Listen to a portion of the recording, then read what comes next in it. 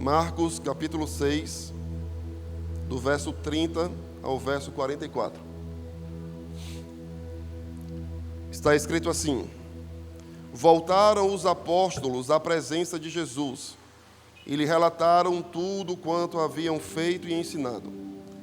E ele lhes disse: Vinde repousar um pouco à parte, num lugar deserto, porque eles não tinham tempo nem para comer, visto serem numerosos os que iam e vinham.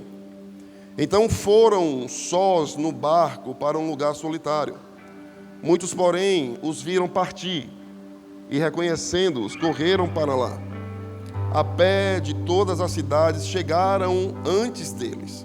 Ao desembarcar, viu Jesus uma grande multidão e compadeceu-se deles, porque eram como ovelhas que não têm pastor. Repita comigo: Jesus se encheu de compaixão e passou a ensinar-lhes muitas coisas.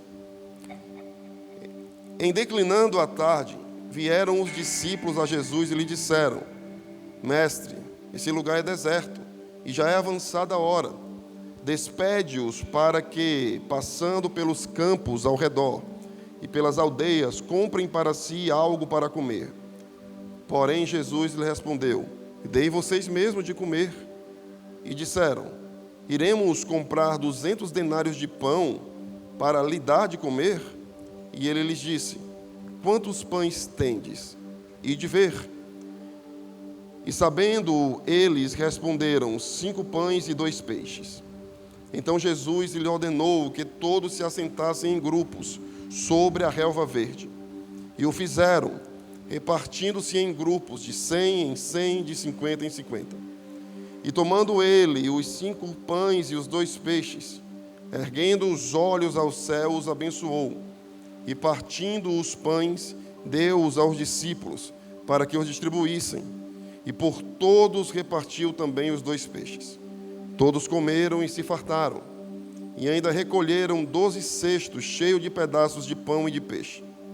Os que comeram dos pães e peixes eram 5.000 homens. Amém? Olhem para cá. Vocês sabem que é uma característica pessoal minha ser apaixonado por entender, por mergulhar no contexto da passagem que sempre nós estamos meditando. Eu faço isso não apenas aqui no púlpito, mas faço isso no meu devocional também. Eu gosto de entender o contexto daquilo a qual eu estou meditando, porque eu sei que aquele texto ele está inserido em algo maior, em um contexto. E aqui nesse caso, nós temos os discípulos que foram enviados por Jesus para uma missão. A missão de pregar, a missão de curar e a missão de libertar as pessoas de espíritos imundos. No contexto que nós estamos, é assim que começa esse relato, lá no versículo 7 do mesmo capítulo que nós estamos lendo. O versículo 7 diz que Jesus chamou os 12 e passou a enviá-los de 2 a 2, dando-lhes autoridade sobre os espíritos imundos. Então os discípulos eles foram enviados por Jesus, cumpriram a missão, e agora eles estão voltando a Jesus para relatar a Jesus tudo quanto tinham feito e ensinado. E eu quero que você entenda o que nós temos aqui, porque há uma beleza, há um presente nesse processo. Primeiro, nós temos Jesus chamando os discípulos para si, Alexandre. Então, em primeiro ponto, no contexto que nós temos, Renan, Jesus chama os discípulos para si. Em segundo ponto, Jesus os envia em nome dele. E em terceiro ponto, que é o que nós estamos lendo aqui, os discípulos eles cumprem a missão e eles retornam para Jesus, prestando conta de tudo o quanto eles tinham feito. Eu não sei se você consegue enxergar a beleza que há nesse processo. Eu quero introduzir, antes de entrarmos no assunto em si, porque tudo isso faz parte do contexto que nós precisamos entender. Primeiro, quando Jesus chama os discípulos, e é esse mesmo Jesus, é Ele que os envia, eu percebo, amada igreja, que que não há como viver a vontade de Jesus, não há como ser enviado por Jesus, se eu não me disponho primeiro a ir até Ele.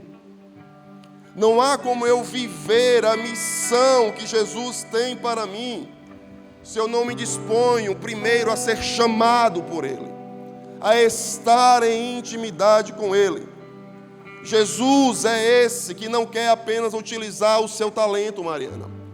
Jesus é esse que não quer apenas utilizar as suas habilidades, PH. Jesus é esse que não quer te ver indo, pastor Messias, sem antes vir. Jesus é esse, Pedro Henrique, que não quer você alcançando as missões, as nações, sem antes vir a Ele.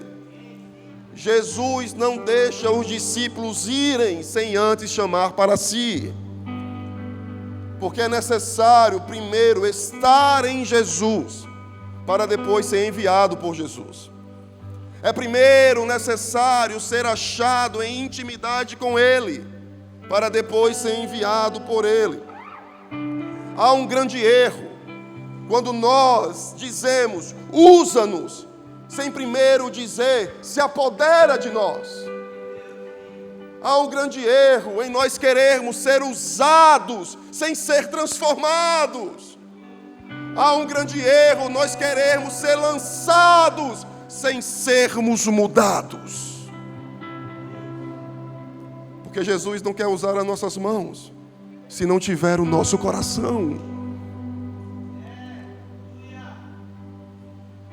Então, antes de sermos usados pelo Espírito Santo, nós somos tomados pelo Espírito Santo. Porque quando você olha os evangelhos, o ide vem depois do vinde.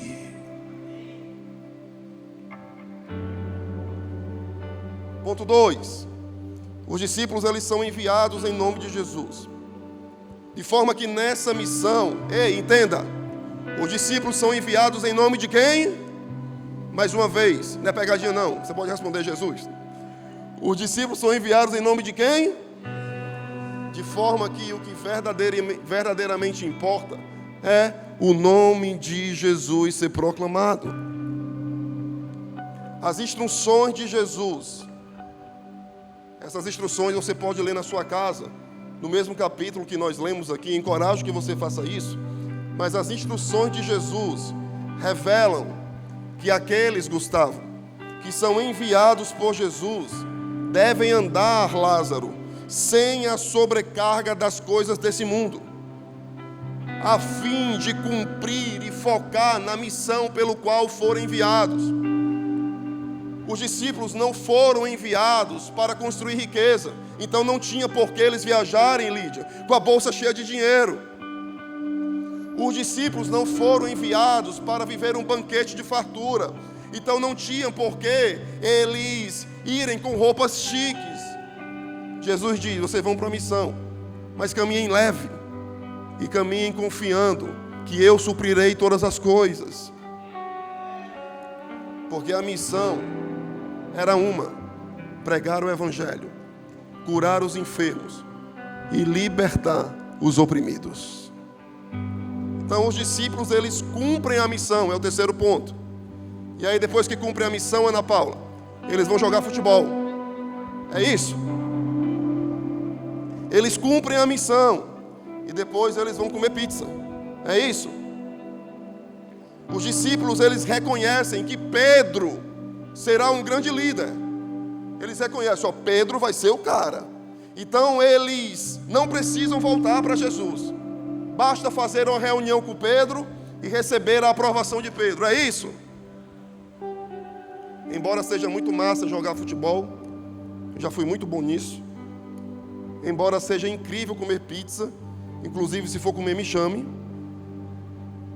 Embora Pedro vá aparecer mais na frente como líder, no que diz respeito à prestação de contas, eles retornam para aquele que os enviou, Jesus Cristo. Eles cumprem a sua missão e retornam para aquele ao qual os enviou.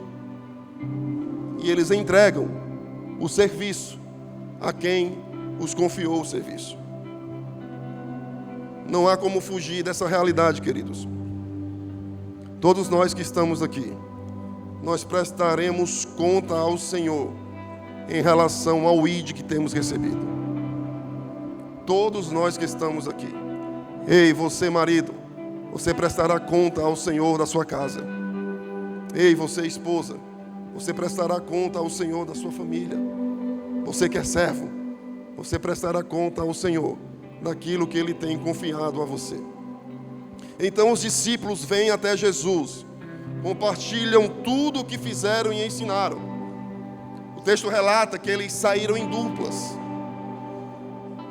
E por eles saírem em duplas, o texto não fala isso, mas eu acredito que nem todos sabiam o que outra dupla tinha feito. Uma dupla saiu para cá, outra dupla saiu para lá, outra dupla saiu para lá. E eu acredito que no momento do relato, ô Aureliano, devia ter muita alegria. Eles deviam compartilhar aquilo que fizeram em detalhes.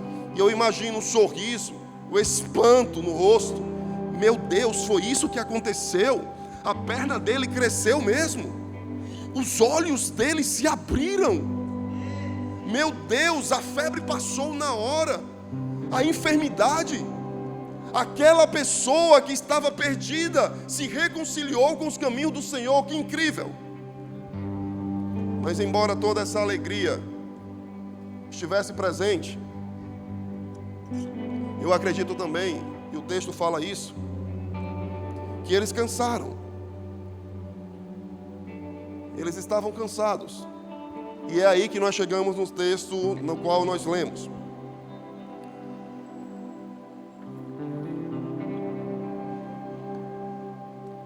Me dê sua atenção de presente. Prometo que não demorarei mais do que 4 horas. O texto deixa claro que Jesus vê o cansaço dos discípulos. Jesus vê o esforço dos discípulos. Jesus vê o trabalho feito pelos discípulos. Ei, deixa eu falar aqui para você. Jesus vê o que você tem feito. O seu esforço pode passar despercebido por mim. O seu esforço, Jéssica. O seu esforço, Aureliano. O seu esforço, Salu, pode não ser reconhecido pelo Jaziel, pela Adriana, pelo Ilame, mas tem um que vê. Tem um que sabe o que você está fazendo. Ei, pastor Messias, quantas vezes você está aqui sozinho? De manhã, de tarde, de noite. E a maioria das pessoas não vê, mas tem um que está vendo. Tem um ao qual os olhos enxergam tudo. E esse Jesus, ele vê o esforço do nosso trabalho. Você tem que entender isso. Porque nós, embora sejamos cooperadores um dos outros, nós estamos trabalhando não um para o outro, mas para aquele que tudo vê. Para aquele que é o Senhor da nossa alma. É por isso que nós fazemos, mesmo quando nenhum outro está vendo, porque Ele nos sustenta, Ele está conosco, e é para Ele, por Ele, para Ele que são todas as coisas. Aleluia! E esse Jesus que vê o cansaço dos discípulos, Ele os chama para um lugar deserto, a fim de que os discípulos descansem e se alimentem. O fato é, o texto mostra isso, que quando eles estão no barco, as pessoas que estão na praia os reconhecem. Elas vão caminhando, correndo pela praia e chegam antes deles em um determinado lugar. É notório que quando o barco ancora, Jean, já havia uma multidão esperando por Jesus. O texto fala que ali tinha 5.000 homens, o que leva a crermos que se nós incluirmos os homens, as mulheres, as crianças, esse número era bem maior.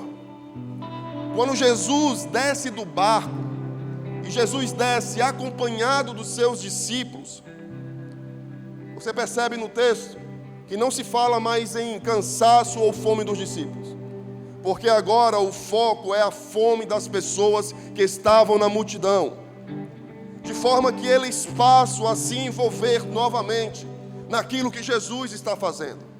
Eu quero que você entenda, vai me acompanhando aqui o raciocínio. A pergunta que paira é: se Jesus chamou os discípulos para um lugar deserto, na verdade para um lugar de descanso, em um lugar de saciar a fome, por que eles descem do barco e já começam a trabalhar? Aonde está, Renan, esse tal descanso dos discípulos? E aonde a fome dos discípulos foi saciada, Renato? Ao olhar esse texto, Igor, do ponto de vista humano, alguém pode pensar assim: Jesus, ele foi insensível ao cansaço e à fome dos discípulos. Porque olha, ele chamou os discípulos para o descanso. E quando eles descem do barco, eles já começam a trabalhar. Bem, do ponto de vista do Evangelho, o descanso não é um lugar físico. O descanso é uma pessoa: Jesus. Quando eles entram no barco e temos o fato de Jesus estar com eles, o descanso não está fora do barco, mas dentro do barco. O descanso está nas palavras ditas por Jesus em Mateus, no capítulo 11, versículo 28. Eu quero que você atente. Jesus disse: vinde a mim, todos vós que estáis cansados e sobrecarregados, e eu vos darei descanso. O descanso está em uma pessoa, e essa pessoa é Jesus. Há algo que só podemos viver com Jesus dentro do nosso barco, que é o quê? Somente quando nós carregamos Jesus dentro do nosso barco é que nós podemos viver a graça de descansar por dentro. Isso já foi dito no Velho Testamento em várias passagens. Eu quero relatar apenas algumas. Davi diz no Salmo 121: o meu socorro não está nos montes, o meu socorro está no Senhor, que criou os céus e a terra. No Salmo 29 está escrito que uns confiam em carros, outros confiam em cavalos, mas nós confiamos no Senhor. Em Isaías, no capítulo 40, está escrito que Ele fortalece e multiplica a força daquele que não tem vigor. Os que esperam no Senhor renovam as suas forças. Eles voam com asas como de águias. Eles correm e não se cansam, caminham e não fadigam, porque eles entenderam que o descanso não está fora, mas está dentro. Tem alguém que está entendendo? O descanso não está nas circunstâncias. O descanso está dentro do barco, e aquele que está dentro do barco é o que tem autoridade para dizer: aquieta-te vento, calma-te mar. Não há tempestade que seja capaz de afundar um barco que carrega Jesus. Oh, meu Deus. Paulo diz aos Filipenses, no capítulo 4, que quando nós decidimos não nos entregarmos à ansiedade, mas confiar nossas petições ao Senhor, nós recebemos uma paz que está acima de todo o entendimento. E essa paz que é dada por Deus guardará o nosso coração e a nossa mente.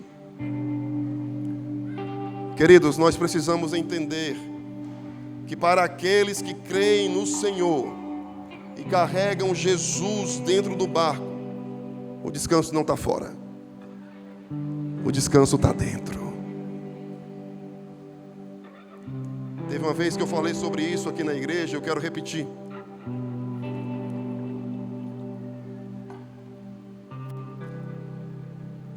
Uma vez perguntaram para o Dr. Russell Shedd, um dos grandes homens de Deus desses últimos anos, já descansa no Senhor. Eu tive a honra de conhecer esse homem de Deus. E perguntaram para ele assim: Renato, Dr. Shedd, como o senhor consegue manter-se sereno diante de tantas atividades e compromissos? O senhor não cansa?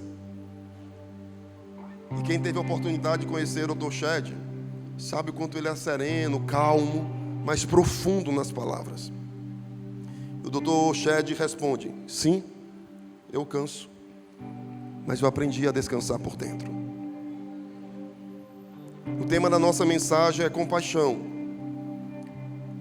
mas eu só posso falar de compaixão se Jesus estiver dentro do barco. A gente não pode falar de compaixão sem falar de confiar, se entregar e descansar por dentro. Eu queria que você fechasse seus olhos nesse momento. Nós vamos louvar a Deus e fazer disso a nossa oração. Feche seus olhos. Lugar de descanso em ti,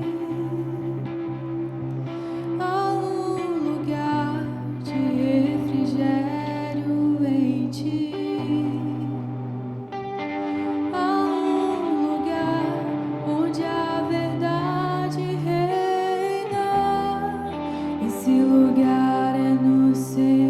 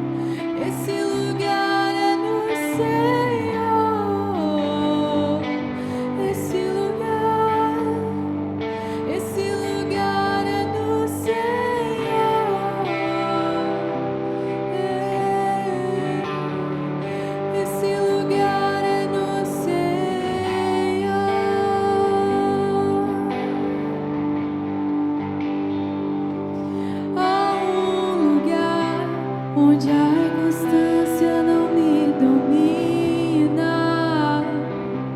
há lugar onde minha fé é fortalecida, há lugar onde a paz é quem governa. Esse lugar é no Senhor, é no Senhor.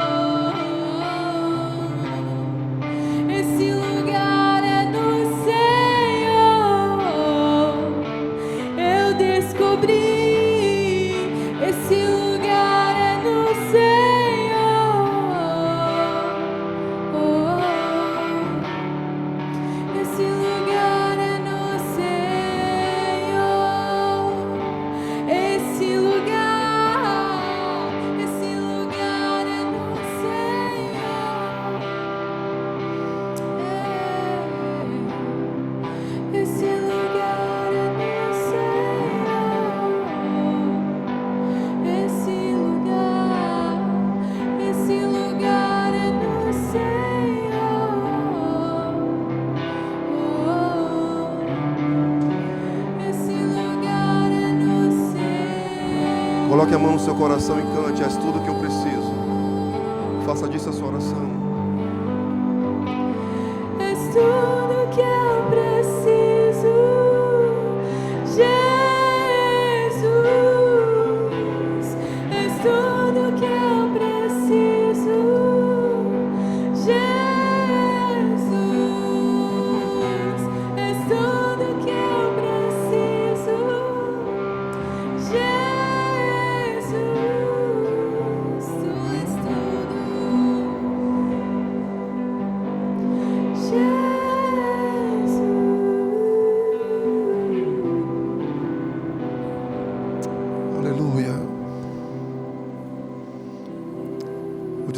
está dentro do barco.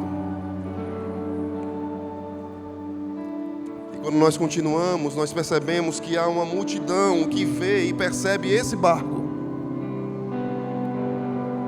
É interessante que por mais que a gente veja uma multidão perseguindo o barco, entenda, Daniel, a multidão está perseguindo o barco, Jonas. Só que o interessante é que a multidão está perseguindo o barco, mas não interessado no barco. A multidão não está perseguindo o barco por causa do barco em si. Por mais que Pedro e seus companheiros fossem excelentes pescadores, por mais que Pedro e seus companheiros fossem conhecidos pescadores, esse não era o motivo pelo qual as pessoas ansiavam ver aquele barco atracar na praia novamente. O que diferenciava aquele barco dos demais não era o seu tamanho, não era a sua beleza, nem mesmo os seus experientes pescadores. O que diferenciava aquele barco dos demais é porque era aquele barco que carregava Jesus. E se nós fizermos uma analogia, onde o barco aponta para a nossa vida, bem, se o barco puder simbolizar a nossa vida, nós podemos aprender que as pessoas olham para nós esperando receber alguma coisa. O que temos aqui nesse texto é uma multidão de pessoas que estavam olhando para o barco que carregava Jesus. Então, quando esse barco ancora na praia, o primeiro a descer do barco é Jesus. E quando Jesus desce do barco, ele desce trazendo algo. O quê? Compaixão. Entenda, o barco não era de Jesus. Provavelmente o barco era de Pedro. Mas as pessoas estavam olhando para o barco por causa de Jesus. E o primeiro a descer do barco é Jesus. Eu não posso continuar sem te levar para um lugar de reflexão. Eu tenho algumas perguntas que eu preciso fazer para você. Responda para você mesmo. Quando o seu barco, isso é, quando a sua vida ancora na praia de alguém, quem desce do seu barco? Deixa eu explicar melhor. Quando as suas palavras chegam nos ouvidos dos seus filhos, quem elas revelam? Quem desce do barco? Jesus ou a ira? Quando as suas atitudes chegam no coração da sua esposa, do seu esposo, quem desce do barco? Quem elas revelam? O céu ou a imaturidade? Quando você está em uma roda de conversa, que seu barco ancora naquela cadeira, naquela mesa, qual é o assunto que ela revela? Quem desce do barco, Jesus ou uma fofoca? Quando a sua religião chega na vida do seu irmão, quem desce do seu barco? Quem a sua vida entrega?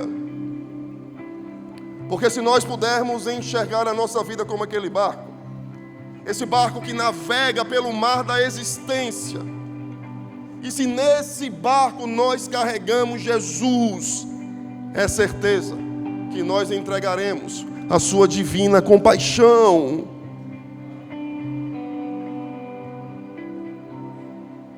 E se nós estamos falando de compaixão, a compaixão que é trazida por Jesus, que se apodera do barco, que se apodera da minha vida, da sua vida, se é essa compaixão que nós estamos falando, nós precisamos entender o que é compaixão no padrão de Jesus. Pastor com TDAH sofre, mas vai dar certo. A palavra compaixão, no sentido original bíblico, ela carrega uma ideia de uma dor ou uma emoção que ela é intensa nas entranhas.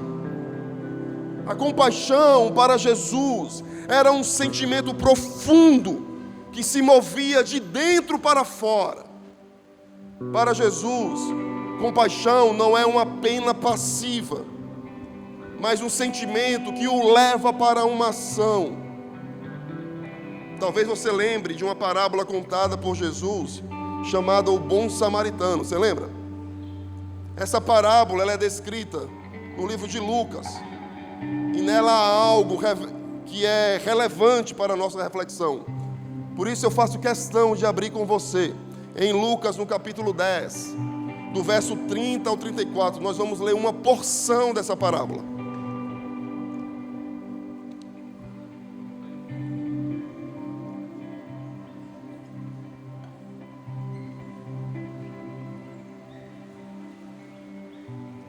Lucas 10, verso 30 a 34. Está escrito assim: Jesus prosseguiu dizendo: certo homem descia de Jerusalém para Jericó, e veio a cair na mão de salteadores, os quais, depois de tudo lhe roubarem e lhe causarem muitos ferimentos, retiraram-se, deixando-o semi-morto. Casualmente descia um sacerdote por aquele mesmo caminho, e vendo-o, passou de largo, ou passou longe. Semelhantemente, um levita descia por aquele lugar, e vendo-o, também passou de largo.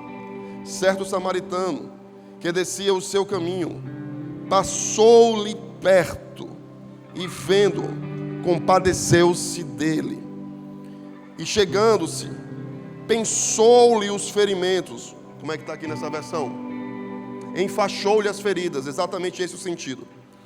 Aplicando-lhes óleo e vinho, e colocando sobre o seu próprio animal, levou-o para uma hospedaria e tratou dele. Olhe para mim novamente. Perceba que há uma diferença notória entre o sacerdote, o levita e o samaritano. O fato é que tanto o sacerdote como o levita, eles eram homens inseridos na religião, isto é, a sua agenda ela estava lotada, cheia de compromissos, naquilo que hoje nós chamamos de igreja. Seguindo a nossa analogia, o barco do sacerdote, Lídia, o barco do levita, eles estavam navegando pelo mar, carregando algo. E nós percebemos claramente que não era compaixão. Navegando eles estavam, um barco eles tinham, só não era compaixão aquilo que eles tinham dentro do seu barco. Diferente do samaritano, que nitidamente se compadeceu daquele homem. E como eu dizia, o padrão de compaixão de Cristo nos leva à ação. Você leu no texto que nós estamos meditando, que Jesus se enche de compaixão e se envolve com aquela multidão, ensinando-as, assim como esse samaritano, que se enche de compaixão e se envolve com aquele que está ferido, curando, fazendo parte do processo de cura das feridas daquele homem. Amados irmãos, nós não temos como fugir da verdade. Em nosso barco, em nossa vida, nós carregamos algo, e se é Jesus, é certo que nós pararemos. É certo que nós atracaremos na vida das pessoas e nos moveremos em uma compaixão não apenas de falácia, mas uma compaixão prática e verdadeira. Porque se Jesus está em nosso barco, Ele nos faz parar e nos envolver no processo de cura daquele que está ferido. Perceba pela parábola que nós lemos, é plenamente possível alguém estar com sua agenda lotada de compromissos na igreja e não ter o seu coração alinhado ao coração de Jesus. Sacerdotes e levitas eram cargos elevados, aplaudidos, respeitados, eram pessoas respaldadas. Mas nessa parábola, eram vividos por homens cheios de aplauso, mas vazios de Deus. Cheios de compromisso, mas vazios de propósito.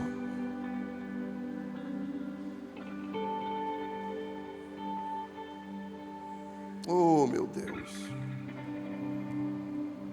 São como um barco que navega e carrega algo, mas certamente não o Cristo, o Filho do Deus vivo.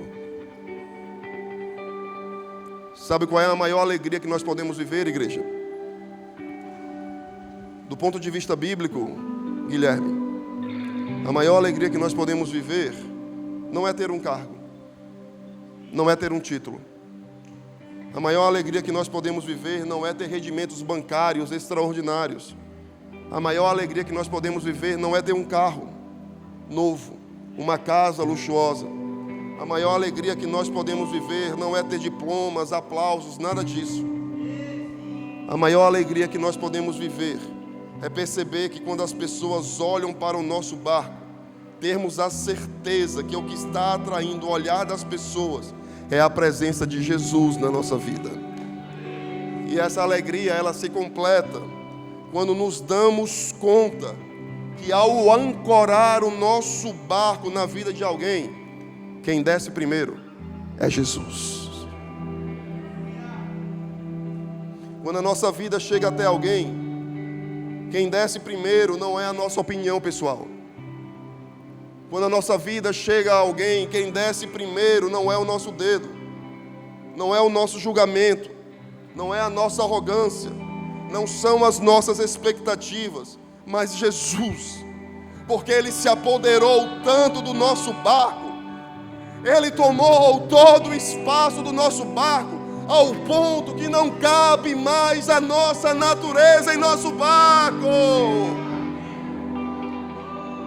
Essa é a maior alegria que nós podemos viver, é ver o nosso barco ancorar na vida de alguém, na vida de um ferido, na vida de um perdido, na vida de um irmão, de um vizinho, de alguém do trabalho, e ver Jesus descendo a partir das nossas palavras, a partir das nossas ações, a partir das nossas prioridades.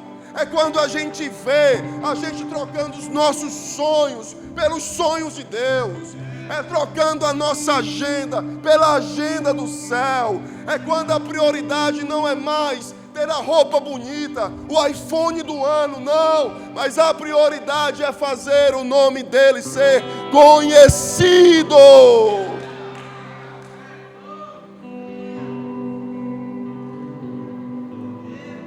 Porque, para ser sincero, mano, a gente passa muito bem sem um iPhone 16. Agora a gente não vai para o céu sem Jesus no barco. Para ser sincero, as pessoas não estão nem aí para a marca da sua roupa, mas deixa Jesus descer o seu barco para você ver o que acontece. Para ser sincero, as pessoas não estão em busca de um prédio luxuoso. As almas gritam por um Salvador. E a pergunta que fica é: quando o seu barco ancora na vida de alguém, quem desce?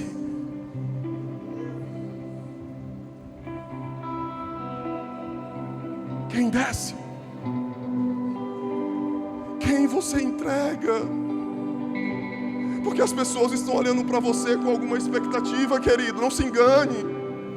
Você tem um chamado. Você tem uma missão. E como eu falei no início do contexto, chegará um dia que você voltará para Ele. E a pergunta é: o que você tem feito com essa oportunidade?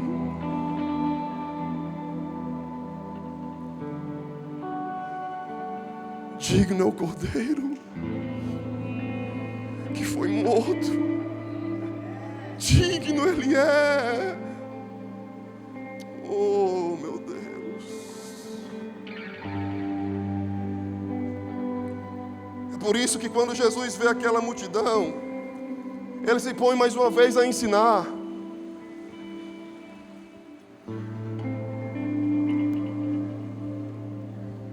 Você viu, você leu comigo, Jesus se encheu de compaixão. Então Ele se pôs mais uma vez a ensinar, porque a compaixão nos leva a se envolver pacientemente e em amor. É a paciência, Lázaro, para falar mais uma vez. É o amor para não desistir. Jesus olha para aquela multidão e diz: eles são como ovelhas sem pastor. Não tem como desistir deles. Jesus sabia o que estava dizendo. Um pastor, ele dá destino, alimento, proteção, cuida das feridas e se envolve com as suas ovelhas. Por discernir que aquelas pessoas ainda não entenderam quem ele era. A proposta do Evangelho, Jesus diz, eles estão sem destino, eles estão sem proteção, eles estão sem alimento, eles estão com as suas feridas abertas. Quando Jesus vê aquelas pessoas, ele não se move com espada, mas em compaixão. Ah, querido, quão precioso seria se nós olhássemos uns para os outros, como Jesus olhou para aquela multidão. Como o samaritano olhou para aquele homem ferido. Você já imaginou o que viveríamos se todos nós que estamos aqui sentados hoje olhássemos para o que estamos vivendo nessa igreja com compaixão? Você já imaginou como seria se todos nós olhássemos para essa igreja como de fato ela é, uma casa em construção? Você já imaginou o que nós viveríamos se todos nós olhássemos uns para os outros com compaixão, ao invés de cobrar, se envolver? Porque quando eu observo Jesus descendo do barco, eu vejo ele se envolvendo com a multidão. Eu não vejo Jesus dizendo, vocês não entenderam ainda? Não.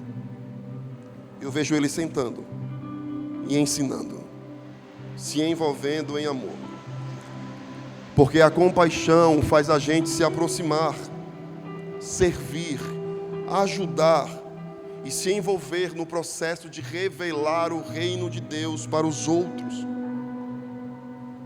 Amada igreja, quando a gente compreende um outro com um coração compassivo, como Jesus compreendeu a imaturidade daquela multidão, quando a gente compreende o outro com o coração compassivo, como o samaritano compreendeu as feridas daquele homem, quando a gente compreende, movidos pela compaixão, a gente sai do lugar de julgamento e passa a se envolver no processo de maturidade, no processo de cura, no processo de libertação e no processo de arrependimento do outro. Quando a gente compreende o outro, o nosso olhar muda. Certa vez eu ouvi uma história que eu nunca esqueci. A história conta que um pai estava com seus 2 filhos em uma estação de metrô. E aquele pai estava sentado de forma apática, olhando para o nada. E seus filhos estavam fazendo uma bagunça na estação de metrô, correndo para um lado e para o outro, gritando, mexendo nas coisas das pessoas. E aquele pai continuava ali, inerte, sem chamar a atenção dos seus filhos. Passado um tempo de tamanha bagunça, onde aqueles que estavam do lado não estavam aguentando mais, olhando para aquele pai apático que não fazia nada, uma mulher chega para o pai daqueles 2 garotos e diz assim: o senhor não está vendo o que seus filhos estão fazendo? O senhor não está vendo a bagunça que seus filhos estão fazendo? O senhor não está vendo o que está acontecendo? O senhor está aí sem fazer nada. Aquele pai volta a si, olha para aquela mulher e diz: me desculpe, minha senhora, é que eu acabei de sair do hospital e minha esposa acabou de falecer. E eu não sei como contar essa notícia para os meus filhos.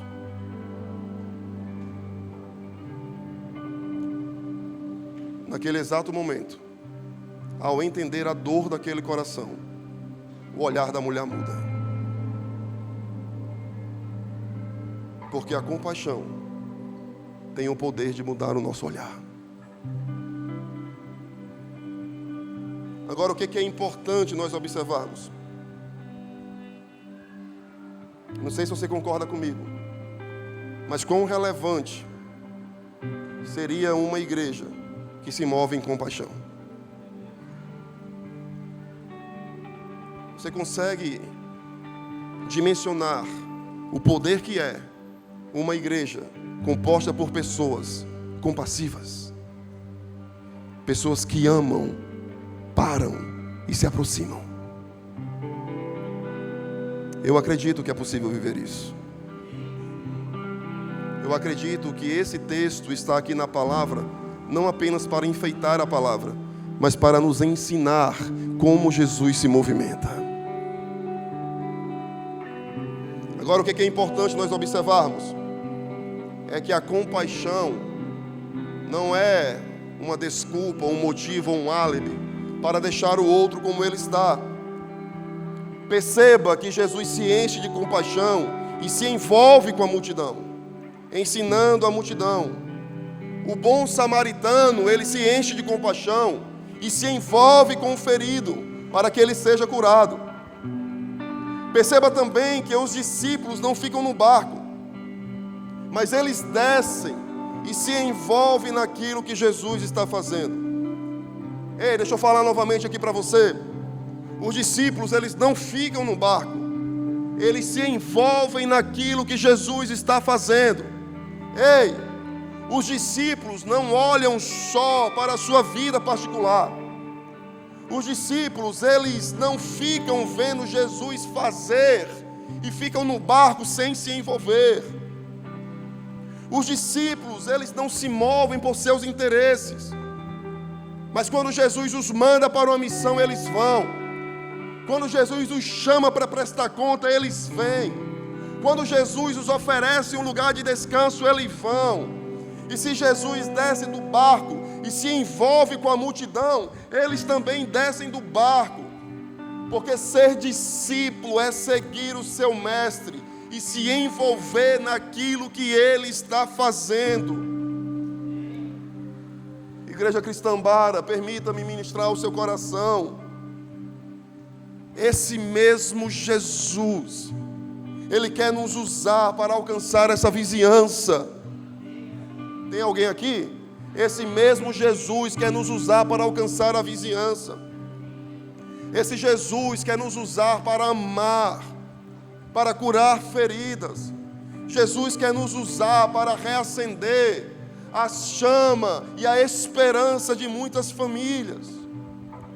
Nós temos a oportunidade dada por Deus de construir uma igreja saudável.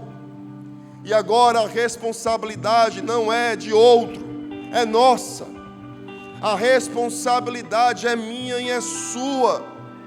E deixa eu falar para você, não faz sentido, a conta não fecha, querer uma igreja saudável e não se envolver naquilo que Jesus está fazendo. Não faz sentido, pelo menos não quando carregamos Jesus no barco e com ele a compaixão. Porque se eu carrego Jesus em meu barco, meu coração se move em compaixão. Se eu carrego Jesus no meu barco e vejo ele descendo, eu preciso descer do meu barco e me envolver naquilo que ele está fazendo em nosso meio, fazendo em nossa cidade, fazendo em nosso estado e em nossa nação. E esse papel de se envolver é dos discípulos de Jesus. Porque no texto nós lemos que quando os discípulos chegaram para Jesus e disseram assim: escute, mestre, encerra o que o Senhor está fazendo, para que as pessoas possam sair para comer. Você vê aqui no texto, olhe para mim, não se disperse não, me ajude. Se você olha para o lado, eu olho também. Quando os discípulos chegam para Jesus e dizem assim: mestre, encerra o que o Senhor está fazendo, as pessoas precisam sair para comer. Jesus responde: negativo, deem vocês de comer. Por que eles têm que sair da minha presença para ter sua fome saciada? Vocês estão aqui, eu estou aqui, é aqui na minha presença que eles precisam estar. E é responsabilidade de vocês que são meus discípulos, servi-los, mantendo-os em minha presença. Eu não vou encerrar o que eu estou fazendo, não. É responsabilidade de vocês alimentar a multidão, mantendo-os em minha presença. Não tem por que eles saírem se nós estamos aqui. Mas Jesus, a gente só tem 5 pães e 2 peixes. Não tem problema não. Dá aqui na minha mão e vê o que acontece. Precisamos crer que se nos entregamos por completo, com tudo o que temos e somos nas mãos de Jesus. Ei, igreja, se todos nós entregarmos os nossos 5 pães e 2 peixes nas mãos de Jesus, uma multidão será alimentada. Quando nós nos movemos em compaixão, quando nós nos envolvemos naquilo que Deus está fazendo, um milagre acontece. E esse milagre, que é uma ação exclusiva de Jesus, alcançará muitas vidas. O louvor. Deixa eu perguntar a você: o que é os seus 5 pães e 2 peixes? Esses elementos, eles falam de um recurso limitado. Um recurso que parece pequeno, Renato, diante de tamanha demanda. E talvez você olhe para aquilo que você carrega e ache que você tem pouco. O que é os seus 5 pães e 2 peixes? Será o seu tempo? Será o seu abraço? Será que é o seu serviço? Será que é a sua oferta e seu dízimo, que às vezes você pode achar pouco, mas que somada aos demais irmãos, certamente fará toda a diferença? Será que seus 5 pães e 2 peixes é participar de um mutirão de limpeza? É dar ação lá na areninha? Será que é um atendimento psicológico? Será que é uma cesta básica? O que é, querido? Estamos caminhando para encerrar e eu só te digo uma coisa: não retenha. Sabe por quê, Diego? Sabe por quê, Vanesca? Porque há uma multidão que pode ser alimentada se nós nos movermos em compaixão e se nos entregarmos por completo nas mãos de Jesus. É possível, queridos. Eu creio que é possível viver isso. Se você nos movermos em uma compaixão que se envolve no que Deus está fazendo, se nos movermos em uma compaixão que se aproxima, uma compaixão que não nos mantém como estamos, nem o outro como está, uma compaixão que nos faz enxergar a dor do outro, as feridas do outro, Jonas, a angústia da alma do outro, o grito de socorro do outro, ou às vezes o suspiro desesperado. Uma compaixão que nos faz se aproximar e sermos agentes de cura.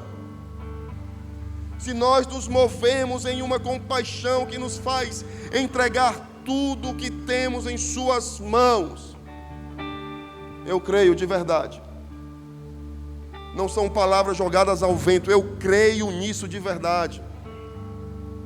Vidas serão libertadas, famílias serão reestruturadas, histórias serão reescritas, e nós veremos uma linda igreja nascer em nossos corações e diante dos nossos olhos. A pergunta, querido, não é se será desafiador, porque essa resposta eu já tenho. Sim, será desafiador. A pergunta não é se nós teremos que investir tempo, nossos recursos, nossa oração e nosso coração. Essa resposta eu já tenho. Sim, nós teremos que fazer isso. A pergunta não é se teremos que entregar o nosso barco a Jesus, a nossa vida a Jesus, porque essa resposta eu já tenho. Sim, nós teremos que fazer isso. A pergunta não é essa. A pergunta é outra: onde estão os corações que estão dispostos a bater por aquilo que o coração de Jesus bate? Aonde estão os homens que se colocam à disposição de serem chamados homens de Deus? Onde estão as mulheres que se colocam à disposição de serem chamadas mulheres de Deus? Aonde estão os barcos que navegarão pelo mar da existência, que atracarão no cais da vida de tantas pessoas, e Jesus descerá nesse barco?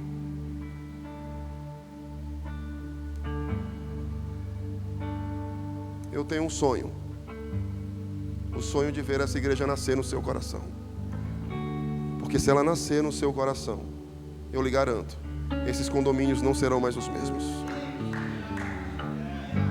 essa vizinhança não será mais a mesma, essa rua será conhecida pela glória de Deus. A gente fica perguntando onde está o avivamento, mas o avivamento começa aqui, ó. Em barcos que carregam Jesus e que se movem em íntima compaixão. Fique de pé, por favor.